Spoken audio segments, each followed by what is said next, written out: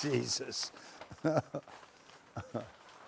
I'm getting a lot of fan mail and phone calls. They're all hate mails.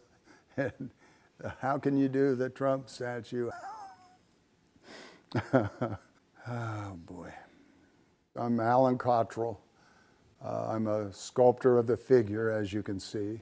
I'd done maybe 16 to 19 other presidents, but it's the first living president I'd ever done. Well, I think it's a pretty recognizable pose.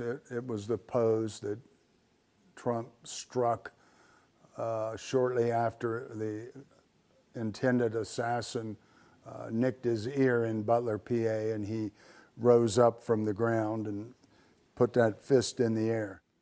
The crypto guys had told us that President Trump probably would unveil it either in December or January. So we worked 7 days a week getting the gold leaf on this, got it finished the first week of January, thinking we would be delivering and installing it. And here we are 5 weeks, 6 weeks later. They haven't paid for the intellectual property rights for the use of this image to launch their token.